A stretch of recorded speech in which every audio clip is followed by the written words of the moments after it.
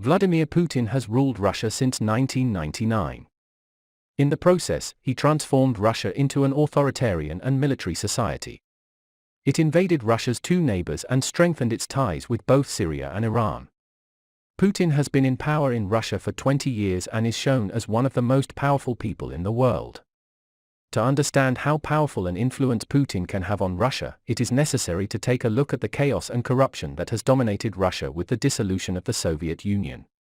Putin, who was 40 when the Berlin Wall fell, was serving as a special agent in East Germany for the Soviet Secret Service, the KGB. After a while, the Soviet Union was divided into 15 different countries. Putin, on the other hand, was concerned about the huge pieces of land that were out of Russia's control. He even called this situation the biggest disaster of the century.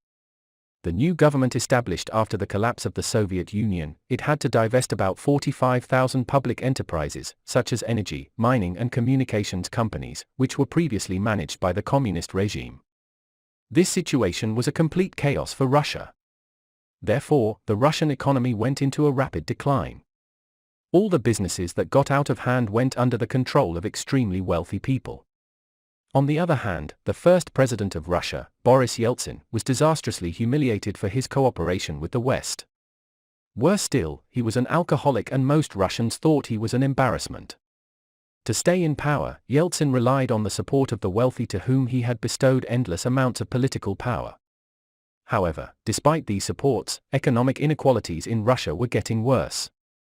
At this point, Vladimir Putin took his first serious step against politics. He left the KGB in 1991 and became the deputy mayor of St. Petersburg. The Russian Secret Service left the KGB in 1991 and became the deputy mayor of St.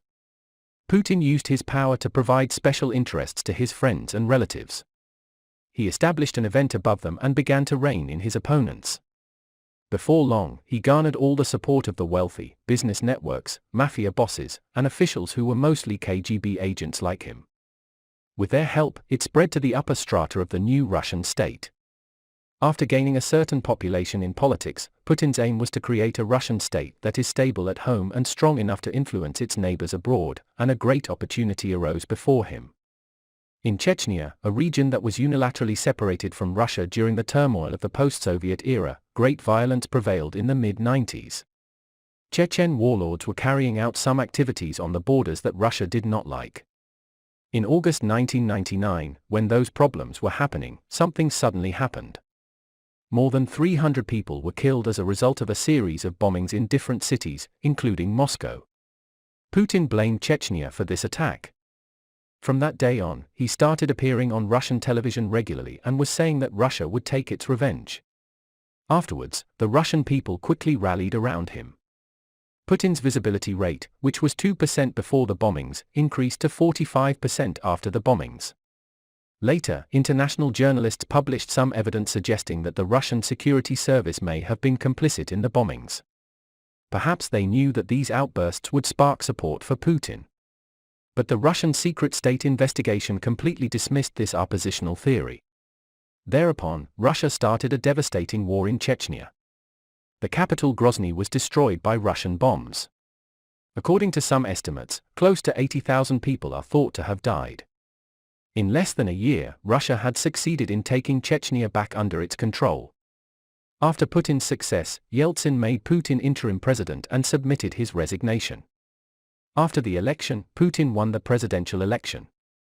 He was now beginning to shape Russia according to his own appearance. After he became president, he quickly supported the monarchs under his rule, and those who supported Putin were rewarded. What do you think happened to those who didn't support it? Almost all of them were disposed of. Once Russia's richest man, former oil giant and Kremlin critic, Khodorkovsky was sentenced to 14 years in prison. This was clearly thought to be a project against Khodorkovsky. After Putin silenced the dissidents within the country, he was now free to act according to his own opinion outside the borders of Russia. By August 2008, Russia had invaded Georgia, a former member of the Soviet Republic.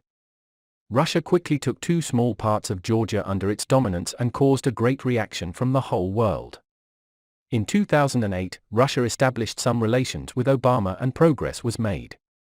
The most notable of these was to limit the nuclear weapons of the two countries. But Putin remained paranoid about US intentions and remained in opposition to new relations. He was particularly disturbed by the US interventions in the Middle East, for example the 2011 Libyan events. In 2012, he won the elections with incredible support. Despite this victory, there were millions of Russian citizens who did not want him. However, he still did not give up his authoritarian style of government and gradually increased his effectiveness. He masterfully managed the policy processes at home and abroad. For example, as soon as he became prime minister for the first time in 2000, Putin began to hold the strings of Russian televisions tightly and took each one under his control. Almost all news programs were state-sponsored propaganda machines, just like in other countries. His regime decided which news was broadcast and how, always praising Putin as Russia's strong leader. Putin also strengthened his aggressive foreign policy.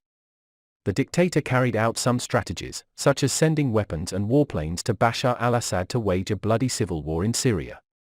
On the other hand, the Putin regime has developed the most effective cyber army in the world. He encouraged cyber development and used technology to destroy outside powers. These hackers were even accused of stealing US confidential information. They even seized the private information of politicians.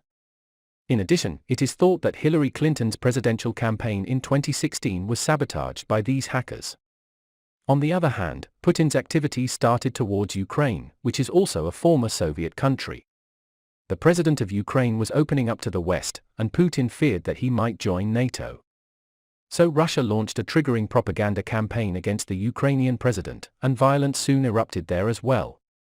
With the activities of the Russian army, Putin took Crimea under his rule in early 2014.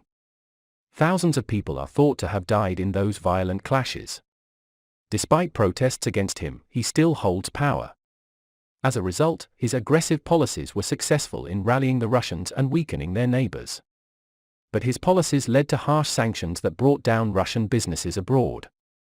The Russian currency has lost value at a rapid pace and the energy industry that Russia relied on is not very bullish.